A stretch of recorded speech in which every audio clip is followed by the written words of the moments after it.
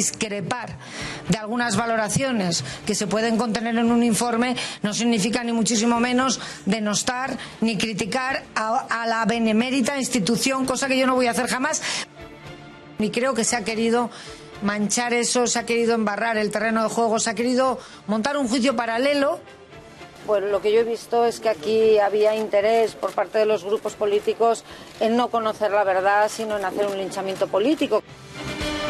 Buenas noches. Nuevamente, los que por sus currículums nada ejemplares se conocen, tratan de darle lecciones a Cristina Cifuentes. Lo vemos ya en las 5 W, porque la presidenta de la Comunidad de Madrid se ha enfrentado hoy a la totalidad de la oposición parlamentaria en la Asamblea, que, haciendo caso omiso de los problemas que no son pocos que acucian a los madrileños, ha cargado nuevamente contra la presidenta de la comunidad a cuenta del caso Lezo y de la concesión de los servicios de cafetería de dicha Asamblea. Llegaba Cifuentes entre aplausos de sus correligionarios, que, barruntando que la oposición iba a convertir la Asamblea de Madrid en un trasunto del Coliseo Romano, acompañaron a la presidenta haciéndole el paseillo hasta el momento en que dio comienzo el pleno. El grupo de Podemos la esperaba para devolverle la vendetta por el durísimo debate que, sin ningún tipo de complejos ante la falsa superioridad moral de la izquierda, Cristina Cifuentes tuvo con la portavoz comunista hace un par de jornadas, recordándole también, a tenor de la corrupción del PP, que su formación política estaba trufada de la peor calaña de delincuentes, pederastas, terroristas y matones encarcelados. Y hoy el especulador inmobiliario con pisos de protección oficial Ramón Espinar ha querido cobrarse la venganza parlamentaria, acusándola de querer ser la estrella de la jornada, con la complicidad también de Ciudadanos, que, sorprendentemente, siendo el partido que propició la investidura de Cifuentes, ha mostrado una dureza dialéctica contra la presidenta, si no superior, sí al menos equivalente a la de Podemos, y que esta mañana incluso afirmaba, lo decía Aguado, que mantiene el pacto para tener a Cifuentes cercada. ¿Pueden permitirse el resto de grupos políticos llenos de personas nada ejemplares dar lecciones? Editorial con Eduardo García Serrano.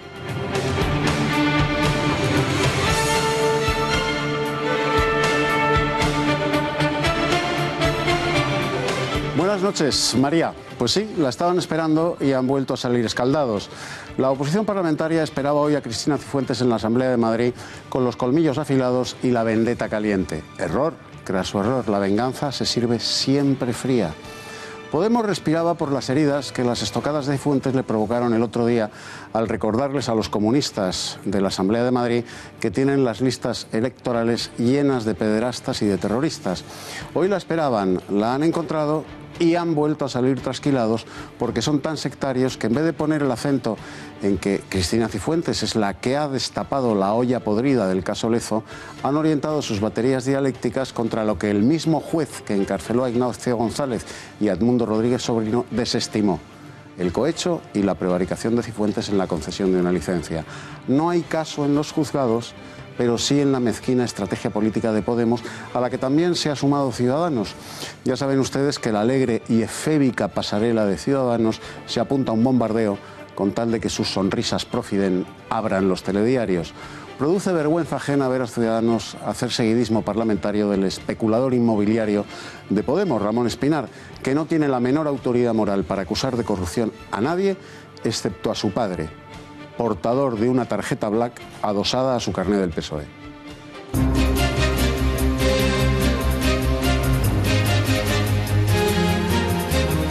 Histórico descenso del paro en el mejor mes de mayo desde que se registran las secuencias de desempleo. El inicio de la campaña de verano y el tirón de las empresas del sector turístico son los causantes principales de la mejoría estacional del empleo en España. Los sindicatos advierten de que se trata de empleo precario y mal pagado e instan al gobierno a cambiar el modelo productivo español. Dos aspectos bastante positivos, que son, por un lado, la caída del desempleo y, por otra parte, el crecimiento de la afiliación a la Seguridad Social, que es un incremento significativo. Casi el 92% de los empleos nuevos son empleos precarios.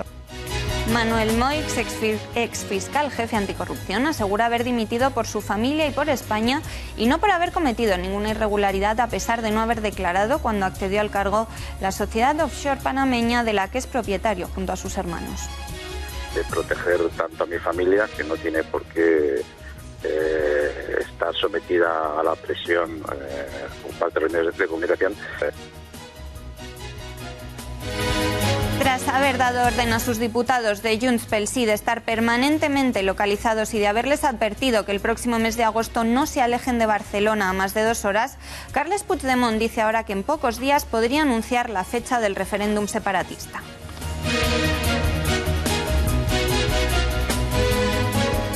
Y en nuestra sección semanal de tendencias repasaremos los planes para inaugurar el mes de junio disfrutando de los mejores eventos de la capital de España.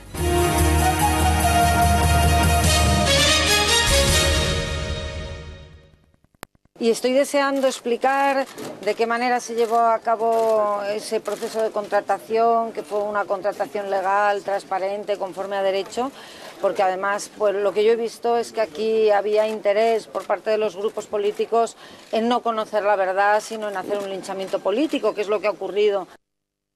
Cristina Cifuentes llegaba apoyada por los suyos y dispuesta a demostrar, según ha dicho, que no cometió ninguna irregularidad. La presidenta de la Comunidad de Madrid ha protagonizado una comisión de investigación tensa y atropellada, llena de acusaciones de la oposición, en la que ha tratado de esclarecer los hechos sobre las adjudicaciones a la empresa Canto Blanco, mientras que era vicesecretaria de la mesa de contrataciones. Cifuentes ha advertido una y otra vez que ella simplemente se limitó a aceptar el informe que había realizado la técnico encargada, sin poner en tela de juicio su criterio, una explicación que ninguno de los diputados que han participado en la comisión han aceptado. Mire, yo siempre he defendido a la Guardia Civil, siempre a todos sus miembros y siempre los defenderé, pero también usted comprenderá, y creo que además esto no necesito ni probarlo, mire, esto que llevo es la insignia de la Guardia Civil que me hicieron como madrina de la primera zona que soy, y es una de las cosas que yo llevo muchas veces, además en muchas ocasiones con más orgullo. Pero señoría, usted también me dará la razón en que poder discrepar de algunas valoraciones que se pueden contener en un informe no significa ni muchísimo menos denostar ni criticar a la benemérita institución, cosa que yo no voy a hacer jamás, porque mire, hasta por tradición familiar, que yo soy hija de militar, es que yo vivo la Guardia Civil, apoyo y apoyaré toda mi vida a la Guardia Civil. Que somos un gobierno honesto, somos un gobierno limpio, somos un gobierno que combatimos la corrupción y que tenemos como objetivo esa tolerancia cero frente a la corrupción, y creo que se ha querido manchar eso, se ha querido embarrar el terreno de juego, se ha querido montar un juicio paralelo precisamente para poner en duda, poner en cuestionamiento esta honestidad que no solamente es mía, sino también de los miembros de mi gobierno. El momento más tenso lo ha protagonizado al llegar su rifirrafe con Ramón Espinar, portavoz de Podemos. Cifuentes, exasperada, le acusaba de interrumpir y el líder morado le afeaba a ella su supuesto afán de protagonismo. Lo he dicho en muchas ocasiones, lo he dicho siempre y lo sigo diciendo.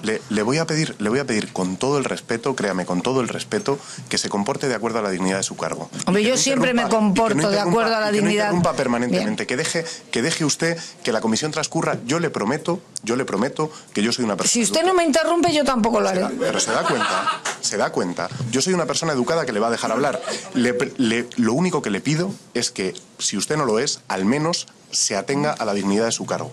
No según Podemos, ni según el Eje del Mal, ni según ninguna organización peligrosamente revolucionaria.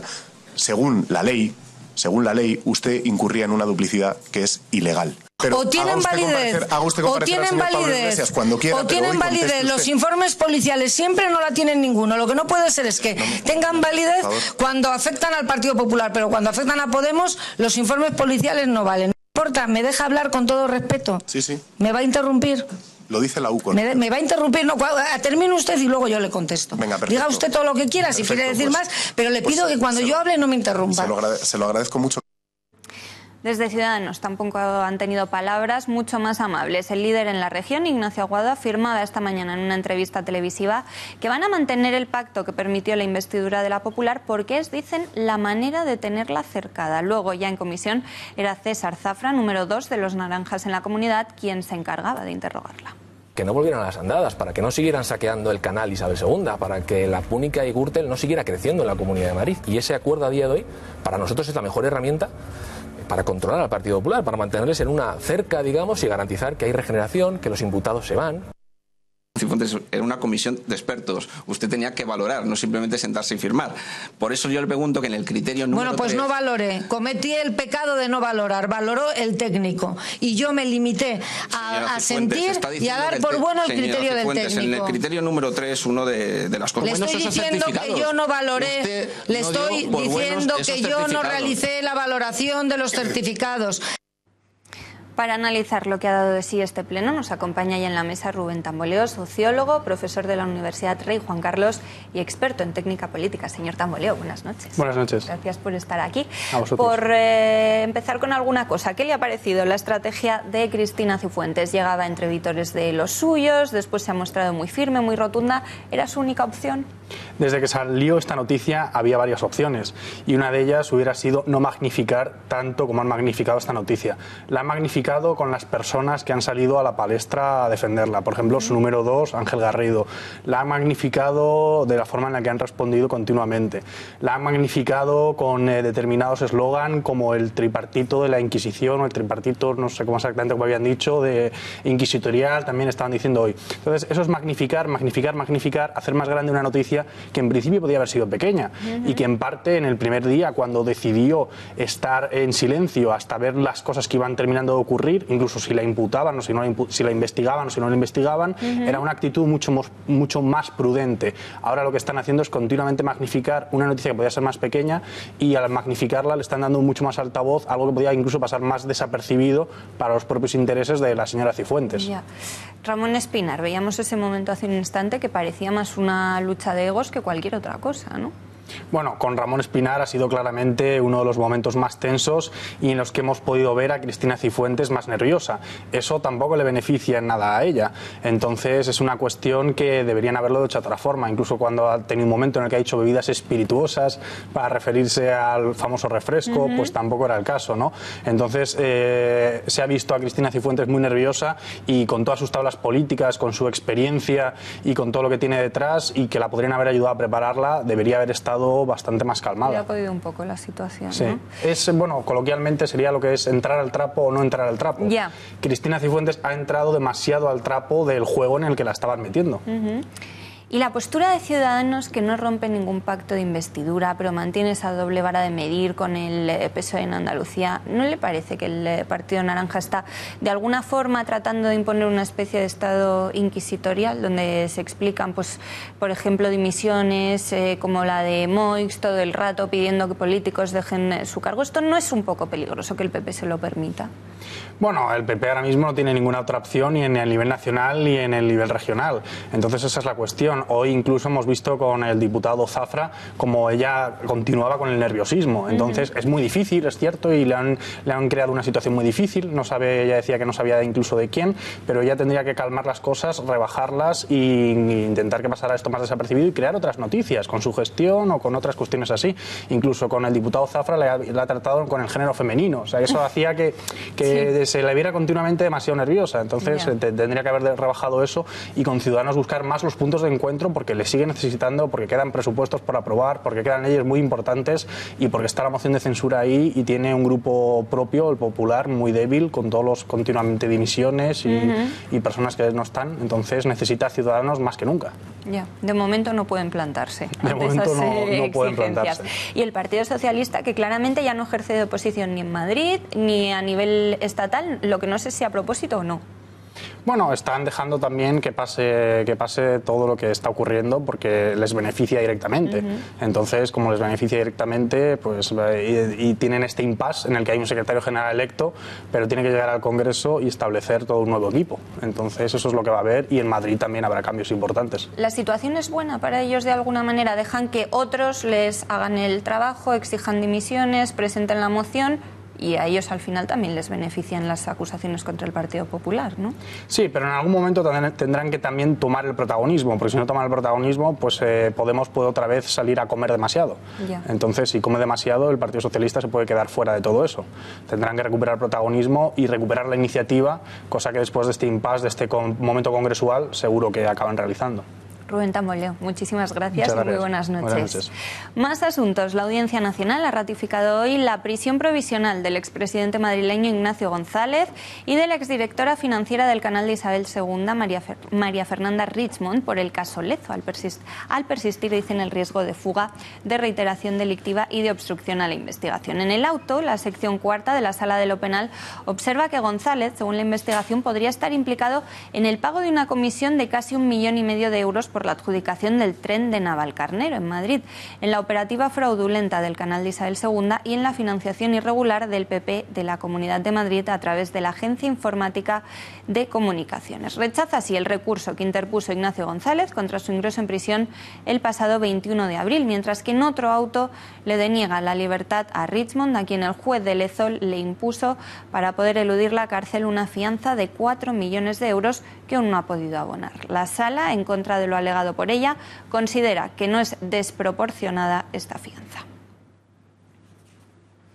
Y por su parte, Manuel Moix, también salpicado por el caso Lezo, ha afirmado hoy en una entrevista radiofónica que su dimisión, conocida este jueves, obedece a que quiere proteger a su familia del acoso mediático, aunque mantiene que no ha cometido nunca ni irregularidades ni ilegalidades.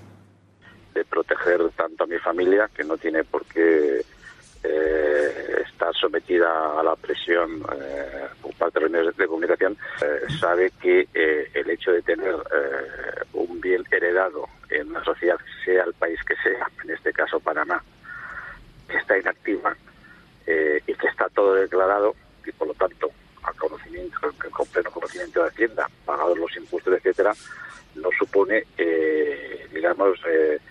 ninguna ilegalidad. Y Rafael Català, ministro de Justicia, quien según varios medios algunos ministros culpaban del caso Moix, ha desmentido hoy estas afirmaciones. Català ha dicho que hoy ha recibido en la reunión de todos los viernes del Gobierno para el Consejo de Ministros semanal la amistad y la cordialidad del presidente Mariano Rajoy y también del resto de los miembros del Ejecutivo. Vengo de la reunión del Consejo de Ministros de cada semana y lo que, aparte de trabajar con el orden del día y bajo la dirección del presidente, lo que he recibido es, pues como siempre, amistad, cordialidad, trabajo en equipo por parte del presidente, de la vicepresidenta y de todos los miembros del gabinete. Un chisme es decir que el Gobierno no respalda al ministro de Justicia. Y es un chisme falso, además. Pues habrán sido esas muestras de amistad a las que se refería Català, de las que nos tienen acostumbrados últimamente los ministros, similar quizá a la que le mostraron a Soria, por ejemplo, Eduardo. No, nos vamos a referir, querida María, a lo que le ha dicho Rajoy a Puigdemont, que no piensa ni muchísimo menos tomar ninguna medida ante el anuncio de la fecha del referéndum. No hace falta ser von Clausewitz para saber por dónde van a ir los tiros observando la disposición defensiva del enemigo, ni que la mejor batalla es la que no se libra, porque con solo mostrar la fuerza, solo con enseñarla, el enemigo vuelve a grupas y abandona el campo. No hace falta ser von Clausewitz, basta con ser Carles Puigdemont para interpretar el mensaje que hoy le ha enviado Rajoy, en el que el presidente del Gobierno proclama que no piensa tomar medidas ante el anuncio del referéndum separatista, que es lo mismo que si Wellington se hubiera negado a tomar medidas cuando le anunciaron que Napoleón se había fugado de Elba y poco después cruzaba la frontera francesa por Charleroi. Si Wellington no hubiera tomado medidas ante dicho anuncio, el corso se las hubiera dado todas en el mismo lado en Waterloo, que es donde Puigdemont está esperando a España con su artillería de urnas piratas, mientras Rajoy se fuma un puro esperando que empiece el Tour de Francia, que es lo único que le conmueve. Ya sabe Puigdemont que aunque mañana anuncie cuándo y cómo le va a romper la cara a España, Rajoy ni siquiera le va a mostrar la fuerza con la que podría enfrentarse si se atreve a sustanciar el desafío. Rajoy vuelve grupas y abandona el campo porque no quiere líos. Menos mal que no era él el que estaba al mando en Waterloo.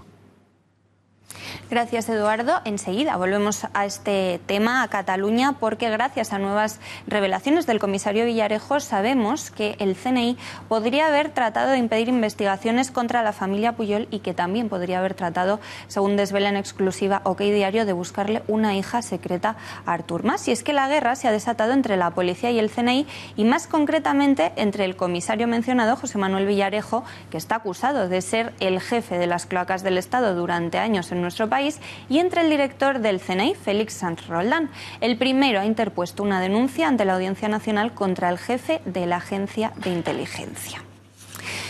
María Matos, cuéntanos qué es lo que sabemos gracias a OK Diario. Buenas noches, María. Pues en una vendetta al estilo de la mafia siciliana, quien fuera el responsable de que las alcantarillas del poder no se desbordaran, ha decidido tirar de la manta y para ello ha sacado toda su artillería a su alcance, pidiendo incluso comparecer en el Congreso de los Diputados para destapar a las ratas de las cloacas. Pero ¿por qué lo hace? ¿Por qué ahora? Por la animadversación que le produce el director del CNI, al que acusa de creerse impune por encima de la ley. La lista de acusaciones de Villarejo en contra del CNI es interminable, pero vamos a destacar sus principales revelaciones. Según el comisario del CNI, habría espiado a políticos en un prostíbulo cercano al Congreso, habría amenazado de muerte a Corina, la amiga entrañable del rey, e incluso habría sustraído fondos reservados, fondos a los que ya se refirió el comisario Eugenio Pino, el otro jefe de las cloacas en España, reconociendo hacer uso de los mismos para realizar pagos y obtener información. Ahora, Villarejo acusa al CNI de robar ingentes cantidades de dinero de los fondos sin haberlos justificado. Además, Villarejo relata en su escrito a la Audiencia Nacional cómo, en una redada rutinaria para encontrar inmigrantes ilegales, cuál fue la sorpresa de los agentes de policía cuando, al entrar en un prostíbulo muy cercano al Congreso, en una de las calles aledañas, estos se encontraron con que los que regentaban el local no eran sino confidentes del CNI puestos allí para espiar a los diputados que se toman copas en el local y conocer así sus inclinaciones y secretos. Una información que no fue desvelada por la policía por recibir una orden explícita al respecto, pero que Villarejo reflejó en una nota interna. Los agentes del CNI, siempre según Villarejo, habrían también viajado hasta Mónaco para robar documentación del domicilio del amante del rey y a quien también habrían amenazado de muerte para intentar tapar el escándalo de la relación sentimental. Félix Sanz Roldán sería el encargado de las filtraciones contra el exministro del Interior, Jorge Fernández Díaz. Habría obstacularizado las investigaciones en contra de Ignacio González, a quien Villarejo señala como confidente del CNI, fabricando pruebas falsas para enterrar el caso Emperador e incluso pagado con fondos reservados secuestros nacionales. ¿Cómo es posible que nada de esto haya salido a la luz? Pues siempre según Villarejo, según su versión, porque el director del CNI tiene comprados a periodistas y a medios de comunicación. Ahora el comisario quiere tirar de la manta y pone a disposición de los tribunales toda la documentación que acredita estas acusaciones, porque esto tiene visos de ser apenas el primer capítulo de una larga historia, María.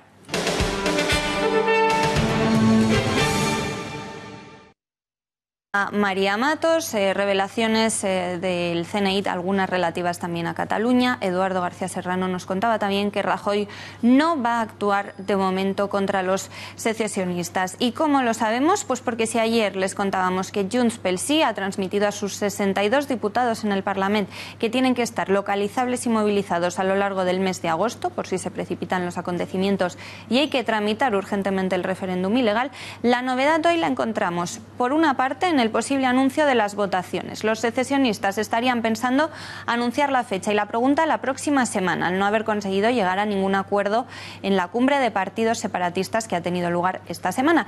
Y por otra parte, el portavoz del Gobierno, Íñigo Méndez de Vigo, que hoy ha insistido de nuevo en la invitación al presidente de la Generalitat, a Carles Puigdemont, para que acuda al Congreso de los Diputados a explicar su propuesta de referéndum pactado para la secesión de Cataluña. En la rueda de prensa posterior al Consejo de Ministros ha sido donde Íñigo Méndez de Vigo ha reiterado, como decimos, que el debate en las Cortes sería bien visto por la sociedad catalana, porque el sentido común va en esa dirección, antes de señalar que el Gobierno no puede pactar algo en lo que no tiene competencias y que, por tanto, no hay posibilidad de acuerdo.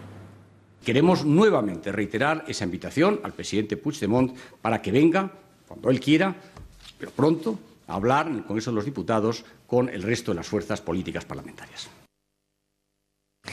Pues de momento el Gobierno que no toma medidas. Y la Fiscalía ha presentado un informe al Tribunal de Cuentas en el que apoya la apertura de una investigación contra Artur Mas, Joana Ortega, Irene Rigau y Francesc Homs para determinar su responsabilidad en el gasto de más de 5 millones de euros en las votaciones de la consulta ilegal del 9 de noviembre. Según informa la Fiscalía General del Estado, el Tribunal ha recibido un escrito de diversas entidades que solicitan la incoacción de esa investigación por el uso de dinero público en el proceso de consulta secesionista del 9 de noviembre de 2014. Y el fiscal ha apoyado la apertura de esa investigación para determinar si existe responsabilidad contable, independientemente de la penal, y si procede la restitución de esos fondos públicos. Y no es la única mala noticia para Artur Mas. Su mano derecha también va a ser examinado por la justicia. El Tribunal Superior de Justicia de Cataluña va a investigar al diputado del PDeCAT y exconseller de Justicia, Germà Gordó, por los presuntos delitos de tráfico de influencias, prevaricación, malversación de fondos públicos y otros asuntos vinculados al caso del 3%, según informa el Tribunal Superior de Justicia de Cataluña. Este órgano se ha declarado competente para investigar al extitular de Justicia de la Generalitat, que actualmente es diputado, por lo que va a abrir diligencias ante el aforamiento de Gordó. Y para analizar todas estas cuestiones tenemos ya conexión telefónica con Javier Barraicoa, portavoz de Somatemps. Señor Barraicoa, muy buenas noches y gracias por acompañarnos. Muy buenas noches. En primer lugar, quería preguntarle, cada día conocemos más noticias relativas a la corrupción de los secesionistas y ellos cada día se empeñan más en llevar a cabo su referéndum ilegal. ¿Ustedes cómo valoran este contraste? Sí, a ver, yo creo que el problema no es que cada día se conozca más. El caso de Germà Gordó que habéis comentado, vamos, nosotros lo venimos denunciando desde hace prácticamente 2 años, que era Vox Populi, que estaba implicado en todas las cuestiones de corrupción, amigo íntimo de Artur Mas, etcétera. Y entonces el problema es que ahora se están acumulando los casos porque ahora los están sacando a la luz como un intento de, digamos, de desprestigiar a la vieja convergencia, pero que lo que está provocando en estos momentos es la huida hacia adelante y por lo tanto hoy mismo salía la noticia de que ya tienen 2 empresas que van a publicitar para comprar las urnas, o sea que ellos van a seguir para adelante porque ya no les queda más remedio ante tanta explosión de casos de corrupción y de hecho hoy se ha abierto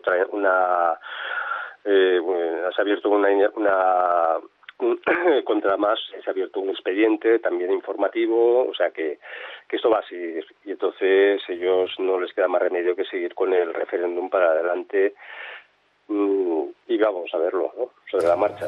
¿Le sorprende la pasividad del Gobierno, que ya ha vuelto a invitar a Puigdemont al Congreso y no ha anunciado ninguna otra medida contra quienes siguen adelante con el proceso? No, la verdad es que el Gobierno, la pasividad del Gobierno a nosotros no nos sorprende nada desde hace también bastante tiempo.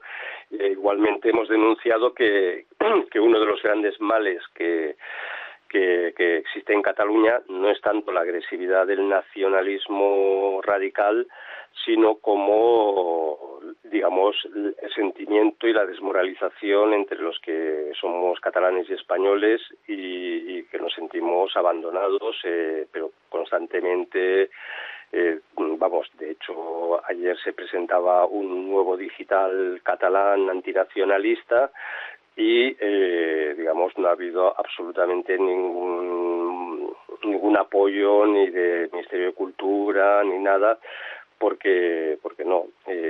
Mientras que estamos viendo que en televisión catalana, la autonómica, se está convirtiendo ya últimamente en una radicalidad al servicio del proceso independentista. Estamos viendo cómo se siguen financiando digitales separatistas, periódicos separatistas y el Gobierno pues nos tiene pues absolutamente abandonados, ¿no? Señor Barraicoa, siempre le pregunto lo mismo, pero quizás si lo repetimos muchas veces el Gobierno nos escuche. Exactamente, ¿puede enumerarnos de nuevo cuáles son las medidas que les demandan? ¿Al Gobierno? Sí. Bueno, el Gobierno, o una de dos, o prohíbe, digamos, que dinero público sirva para subvencionar con fines políticos ciertas asociaciones culturales, o el gobierno tiene que cumplir con su responsabilidad de ayudar a la sociedad civil que estamos, a las asociaciones civiles que estamos en Cataluña luchando por defender pues la integridad de España. Y nosotros no somos unos pedigüeños ni nada, simplemente lo que queremos es una ayuda en igualdad de condiciones. Lo que no puede ser es que Televisión Española en su sucursal en Sant Cugat, digamos, no cubra absolutamente nunca ningún acto, ningún evento en el cual pues catalanes españoles estamos pues manifestándonos o defendiendo la unidad de España. En cambio cubra pues todos los actos separatistas, ¿no? Es absolutamente incomprensible para nosotros y bueno, y la lista de agravios sería tan larga que no que es hacernos mala sangre.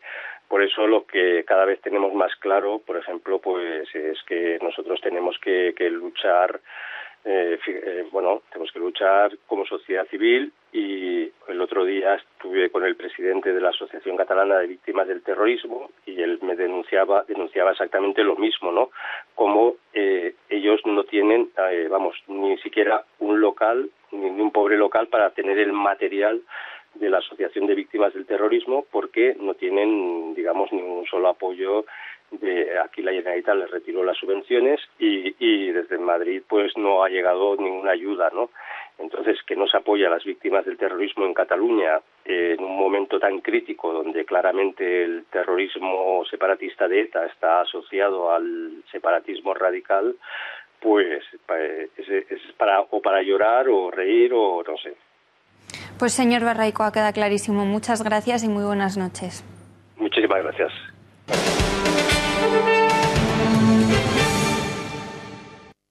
Es la buena noticia del día. El número de desempleados registrados en los servicios públicos de empleo se redujo en mayo hasta los 3.461.128 personas, la menor cifra desde enero de 2009, tras experimentar un descenso mensual de 111.908 personas. Según los datos publicados hoy por el Ministerio de Empleo y Seguridad Social respecto a mayo de 2016, el número de desempleados disminuyó en 430.275 personas, lo que representa una reducción interanual del 11,06%.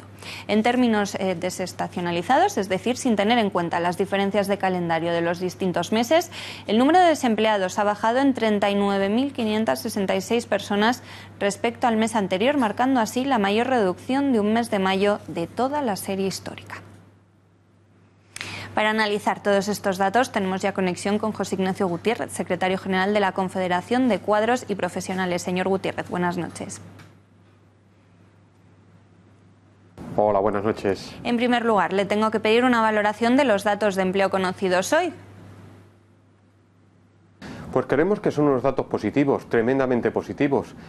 Pasado ya el mes donde incidía más el tema estacional de la Semana Santa, hemos entrado ya en lo que es el mes de mayo sin datos estacionales, y el paro ha sido capaz de reducirse en 119.000 personas y en un dato muy importante, bajar de los 3,5 millones de parados registrados.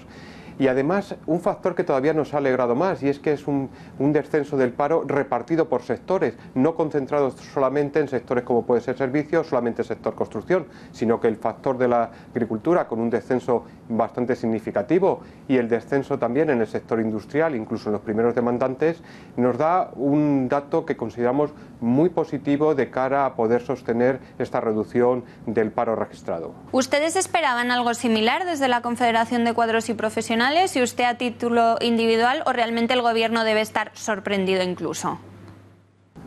Bueno, hay unos datos positivos ya dentro del concepto de la economía, que era el crecimiento y la recuperación del PIB, ¿no? Eso obviamente tiene que estar soportado sobre una creación de empleo. Pero es cierto que los datos son algo mejores de lo esperado, y también desde Confederación de Cuadros y Profesionales nos ha sorprendido la fortaleza y sobre todo ese dato tan importante que son varios los sectores que están sosteniendo esa recuperación en la creación de empleo. Es el mejor mayo de la serie histórica. ¿Esto nos da pistas positivas sobre la creación de empleo para el próximo verano que se avecina?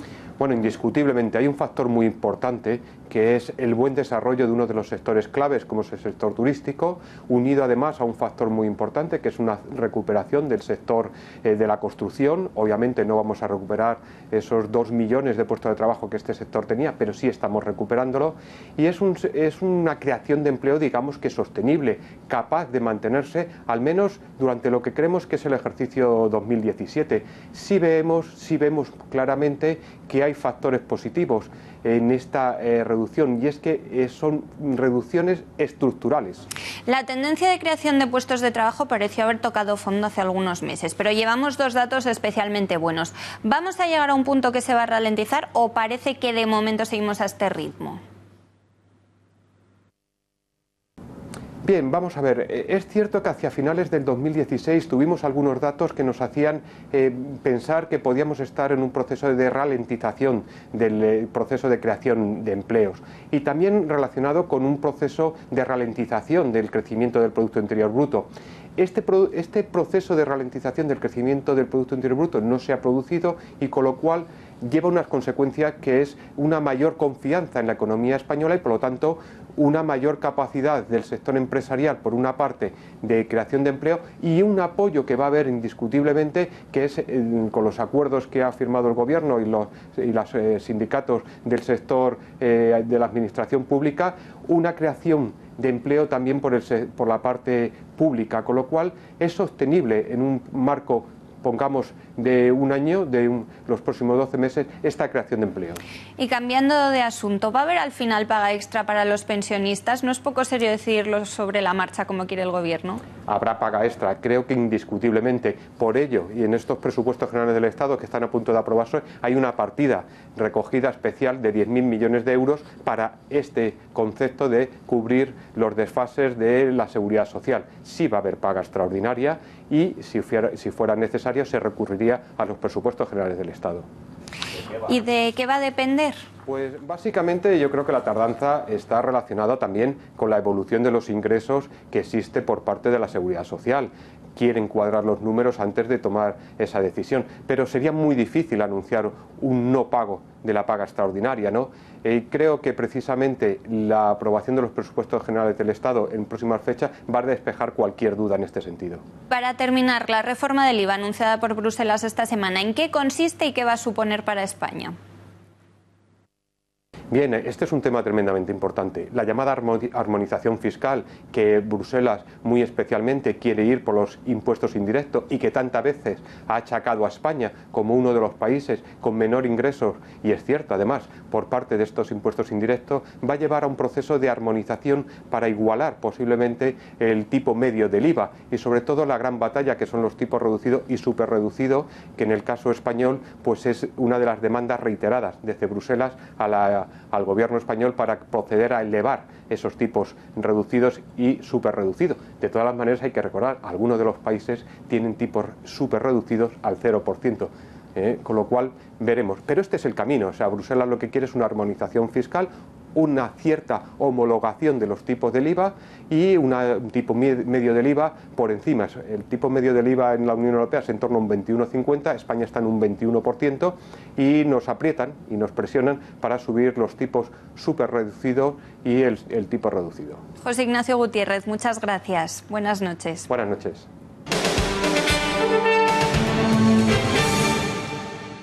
Tal y como les contábamos a inicios de semana, ahora Madrid ha participado en la celebración de la fiesta del Ramadán y ha asegurado que es una oportunidad para unir lazos, luchar contra la islamofobia y descubrir cómo Madrid es una ciudad donde cabemos todas. El problema es que la afirmación la ha hecho en este tuit que están viendo en sus pantallas, en el que no aparecen precisamente ni todas ni ninguna. Eduardo, estarás de acuerdo con el internauta que les contestaba, ¿no? Quizá todas estaban en casa haciendo cuscús o donde podían estar. No te duda. Todas las de Podemos tienen barba y, por supuesto, se sientan con las piernas abiertas, a mayor escándalo de Ana Gabriel. Lo pueden ustedes ver en la foto que ilustra el tuit en el que los ateos de Podemos le felicitan el Ramadán a los sarracenos que viven en la capital de Al-Ándalus, diciéndoles que en Majerit, en árabe, en latín matritum y en cristiano Madrid, cabemos todas. Qué feministas y qué mahometanas se nos han vuelto las barbudas podemitas madrileñas que, entontecidas por el abuso del género gramatical femenino para ser todas ellas muy igualitarias con el lenguaje, se olvidan de que los que sujetan la pancarta de la foto son todos genízaros masculinos y los tratan en femenino aunque hagan pipí de pie. Postura de micción tan machista que les debe también resultar ofensiva por heteropatriarcal urinaria a las feministas de Podemos, incluso a las que van afeitadas. Por cierto, en la tele iraní de Podemos, Hispan TV, cuando desde Teherán les ordenan a las furibundas feministas de Podemos, las que llevan barba y las que van afeitadas, que se cubran porque para los ayatolás que las pagan van muy descocadas, ninguna de ellas se rebela ni se subleva contra el machismo intrínseco del Islam, que va. Se cubren como afganas porque el que paga manda y el moro muza les paga la tele y el partido. Las feministas de Podemos al macho musulmán le hacen hasta cuscús si se le antoja.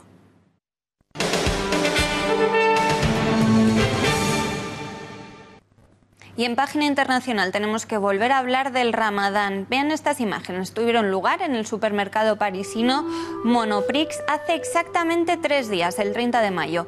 Un musulmán acuchilló a un joven que acababa de comprar un paquete de cervezas. La víctima, que resultó herida en una oreja, aunque pudo zafarse del agresor gracias a la milagrosa intervención de una tercera persona, resultó herida. El hombre se encontraba muy alterado y lanzaba proclamas contra el consumo de alcohol durante el Ramadán. Las cámaras de seguridad captaron el instante y permitieron identificar al agresor. Y es que desde el comienzo del Ramadán en París no han parado de vivirse incidentes. La tensión en las calles es palpable y en la madrugada del lunes ya se produjeron enfrentamientos entre la policía y un grupo de inmigrantes exaltados.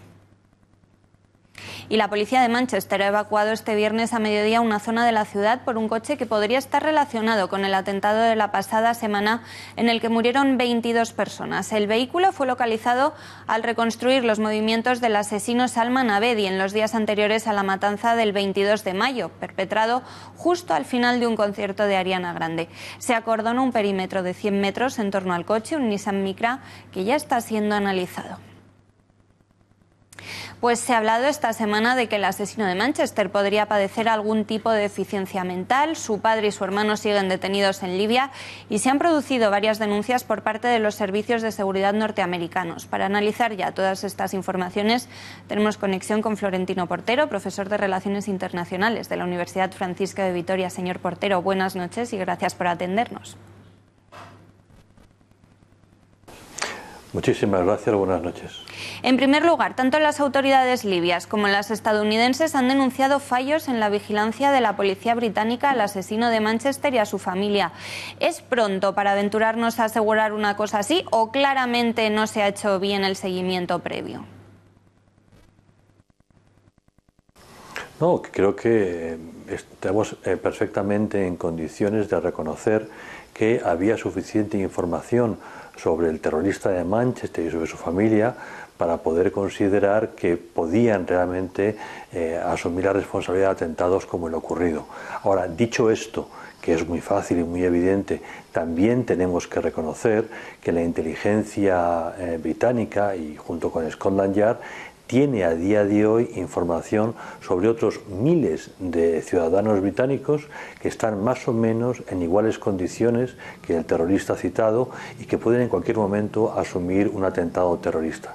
El problema para la inteligencia no es solo el seguir, sino asumir que no tienen medios suficientes para poder controlar de verdad, día a día, con detalle, a cada uno de los potenciales terroristas y que por lo tanto, inevitablemente, los jefes de inteligencia tienen que optar por seguir a unos más que a otros y el resultado de esa opción es que en la mayor parte de los casos llegan a tiempo y consiguen meter en la cárcel a terroristas que están a punto de asumir la responsabilidad de atentar, pero que de vez en cuando se les escapa a alguien y el acto terrorista se convierte tristemente en una realidad.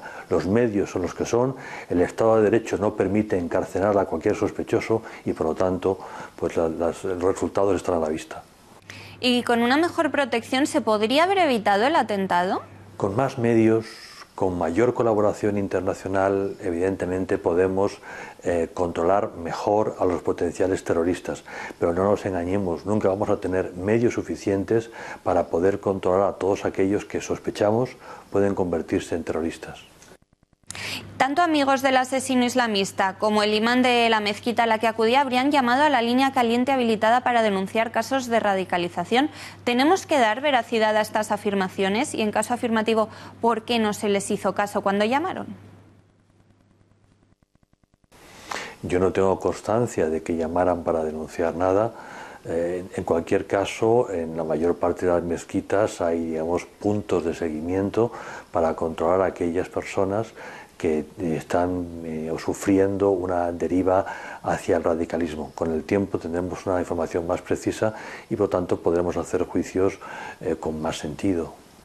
Medios británicos han publicado, además, que hay más de 20.000 islamistas radicales fichados en el Reino Unido. Evidentemente no es posible, como decía, vigilar a toda esta gente. ¿No hay solución posible para el país, entonces?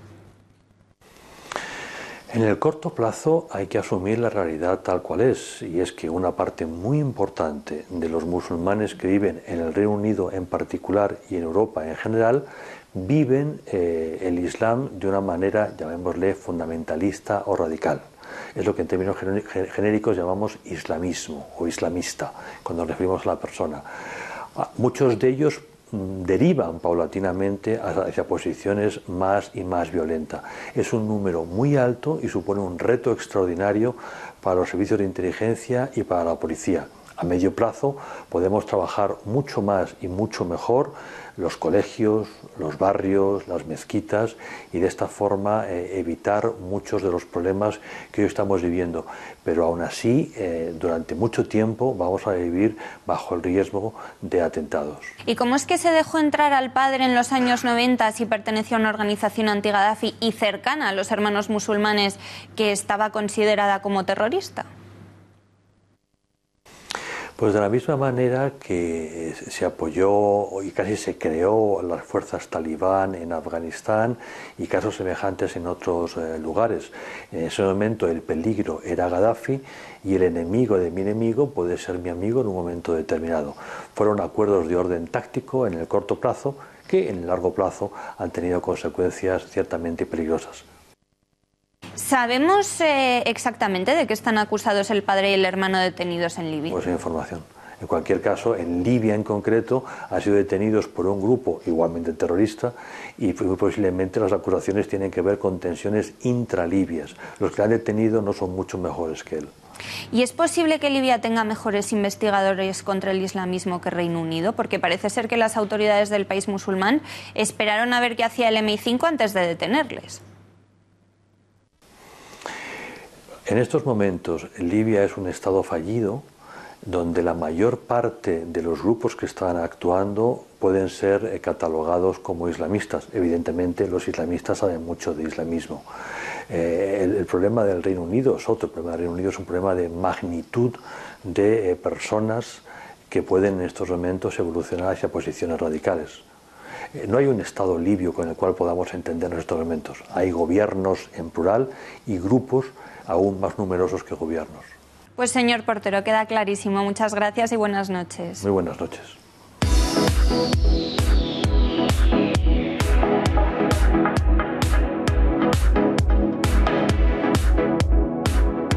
Y como cada viernes, Laura Fernández Cañas, bienvenida, ¿cómo estás? Encantada también de estar aquí. Tenemos María. que hablar de tendencias y empezar por una visita a Madrid muy destacada, ¿no? Está claro que Madrid está de moda y más que nunca. Ya sabíamos que es una de las ciudades favoritas de todas esas it girls, modelos y celebrities del panorama internacional. Y esta vez le ha tocado a la top model Alessandra Ambrosio, que ha venido aquí con Andrés Belencoso, el actor español, para presentar una colección de bolsos y zapatos que están, pues eso, diseñando los dos y patrocinando. Y bueno, la primera parada de esta nueva colección fue Madrid. Anda, o sea que estas imágenes son de hace poquito rato, ¿no? Han estado aquí de visita, mira qué hoy bien. mismo, pero no son los únicos que pueden tener y aprovechar Madrid y vivir Madrid a full, porque tengo muchísimos planes para aprovechar la entrada del buen tiempo ahora sí y del mes del verano. ¿Y por qué vamos a empezar? Vamos a empezar hablando por moda, ya que estamos hablando de la colección nueva de Alessandro Ambrosio, pues es el Nomad Fashion Festival, que, bueno, como su nombre lo dice, es un festival nómada que va ciudad con ciudad. Esta vez la elegida fue Madrid, el año pasado se celebró aquí en España, pero se celebró en Barcelona. Entonces, la primera vez que se celebra en Madrid, no lo podemos perder. Muchísimos talleres de joyería, de costura y muchísimas charlas de diseñadores y de gente, pues nombres que nos pueden sonar a todos, modelos del panorama nacional, y va a ser divertidísimo. Yo por lo menos no me lo voy a perder. Y se puede comprar. Se puede comprar. Eso es lo más importante. Eso es lo más importante. Y se puede aprender muchísimo de moda para los que saben, pero también para los que no saben y les interesa también. Claro, también es muy interesante. Después, para los que no son fanáticos de la moda, pero sí de la música, este fin de semana es muy importante porque viene Guns N' Roses y, bueno, va a tocar en el Vicente Calderón, que también es importante no solo para los amantes de la música, sino también para los del Atlético de Madrid, porque es el último evento que se va a celebrar. Eso te iba a decir, será el último concierto, ¿no? Cierra las puertas del Vicente Calderón y, bueno, lo cierra por todo lo alto. No, la verdad que es una manera buenísima de despedirse, ¿no? El fin de semana pasado los pudieron disfrutar en Bilbao y, bueno, ahora el broche de oro del Vicente Calderón, que es con Guns N' Roses. ¿Vas a ir tú a este concierto? No, me lo voy a tener que perder. Vaya. Me apetecía muchísimo, pero me tendré que... El nombre lo pongo primero. Bueno, también está una de las muestras más importantes que van a pasar por Madrid este año, y es que Foto Madrid, Foto España, que es esta agencia de fotografía súper famosa, cumple 20 años y lo celebra pues con 3 muestras que cuentan un poco la historia y la trayectoria, pues eso, de una de las mejores agencias de fotografía que no nos podemos perder, porque es un paso y es un viaje a lo largo de la historia de la fotografía, y, bueno, pues que nos ha dejado fotos tan icónicas como las que estamos viendo. Desde luego, también muy apetecible. Yo fíjate que hasta ahora creo que esto es lo que me apunto en mi agenda. Hasta ahora llevamos amantes de la moda, tiene plan, amantes de los conciertos también y de la fotografía, pero para todos aquellos que, bueno, que quieren pasar el rato sin tener que a lo mejor ir a un concierto o ir a un taller a aprender a hacer cosas, pues pueden también las terrazas, que nunca sobran y siempre, bueno, siempre son tendencia cuando hablamos de verano y de buen tiempo. Hoy les quiero contar de Casa Corona, que es un espacio que organiza, como bien dice el nombre, la cerveza Corona, y es como estar en Tarifa. Se han traído la costa a Madrid y es increíble. ¿Es eso que estamos viendo? Es eso que estamos viendo. Qué y es buena una pinta, locura. Laura. Pues lo voy a tener que apuntar también. Es la segunda vez que Corona organiza esto. Son más de 20 conciertos acústicos. También hay clases de yoga para los más atrevidos. Bueno. Son todas gratis. También hay surf indoor, que es una especie de surf, pero o sea, sin tocar el agua. Pero bueno, la dinámica es la misma. Pero aprendes los movimientos. Aprendes lo mismo, ¿no? Y luego ya lo puedes ir a poner en Tarifa práctica el resto del verano. Exactamente. Estupendo. Y es milagroso que ahora Madrid haya dejado celebrar algo sin poner pegas, ¿no? O sea, que aprovechen. Hay que aprovecharlo mientras no lo quitan. Yo, bueno, el año pasado estuve muchísimas y pasé tardes increíbles, porque las propuestas musicales también son muy, muy interesantes y no lo podemos perder, tenemos que ir, María. Laura, muchísimas gracias, y no te vayas, porque aunque no es lo habitual, no podemos despedir este informativo sin dedicar un instante a los deportes y sin conocer sobre todo cómo están los ánimos de cara al partido más esperado del año. Ulises Sánchez Flor, buenas noches. Buenas noches, María. Real Madrid y Juventus se enfrentan mañana en la final de la Champions League en el Estadio Nacional de Cardiff a las 9:15. Se enfrentan los dos mejores equipos de Europa. El Real Madrid, campeón en España de la Liga. La Juventus, campeón en Italia del Scudetto. Una Juventus que también ha ganado la Copa de Italia y que aspira a conseguir el triplete si consigue vencer al Real Madrid en esta Champions. Un Real Madrid que tiene el reto de conseguir el doblete después de lograr la Liga. Un doblete en el equipo madridista que no se consigue desde la temporada 1958. Hablamos de los dos mejores equipos de Europa, porque el Real Madrid ha eliminado en cuartos de final al Bayern de Múnich, al equipo alemán, al campeón de la Bundesliga en Alemania, y también al Atlético de Madrid. Un hueso el equipo de Simeone. La Juventus llega a esta final después de eliminar al Barcelona y también al Mónaco, al actual campeón de Francia. Un reto, como decimos, en el Real Madrid muy importante, porque quieren ser el primer equipo que consiga por primera vez en la historia ganar 2 ligas de campeones seguidas. Recordamos que el año pasado el Real Madrid ganó la 11ª frente al Atlético de Madrid en el Estadio de Milán. Un Real Madrid que en 4 años ha alcanzado 3 finales. Un Real Madrid que está marcando un ciclo importante, triunfal en Europa a los mandos de Zinedine Zidane. Los 11 parecen definidos en los dos conjuntos. Por parte de la Juventus, el equipo menos goleado de esta Liga de Campeones, solo ha recibido 3 tantos en toda la competición. Parece muy claro, estará Buffon en la portería con una defensa de 3 centrales, Barzagli, Bonucci, Chiellini, 2 laterales, Dani Alves y Alexandro por delante, Khedira y Piagni en la media punta, el talento, el argentino Dybala, y arriba Mandžukić, es jugador del Atlético de Madrid, y Gonzalo Higuaín es jugador del Real Madrid. En el equipo de Zinedine Zidane, el 11 parece también que está definido. Jugará Keylor Navas en la portería, defensa de 4, vuelve Dani Carvajal al lateral derecho después de su lesión. Centrales Sergio Ramos y Varane, lateral izquierdo Marcelo, por delante Casemiro, de interiores Modric y Toni Kroos. Cristiano Ronaldo, Isco y Benzema serán los atacantes. El Real Madrid busca el gran objetivo, el reto, ganar la 12ª. Ulises, muchas gracias, no nos lo vamos a perder. Desde luego yo me he hecho ya un poco de lío con la alineación. Laura, tú con el Madrid vas, supongo, yo voy, ¿no?, con el Madrid, sobre todo que voy a estar muy al pendiente a ver si Cristiano desvela ya el secreto de si está su novia embarazada, ¿no? Yo voy a estar ahí esperando.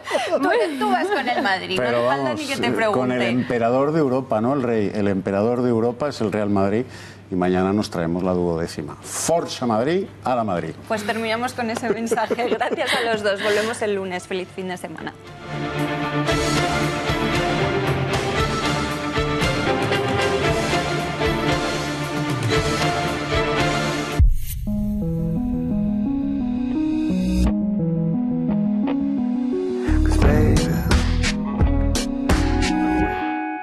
CaixaBank presenta Family Ilusiones. Ahora puedes disponer de un préstamo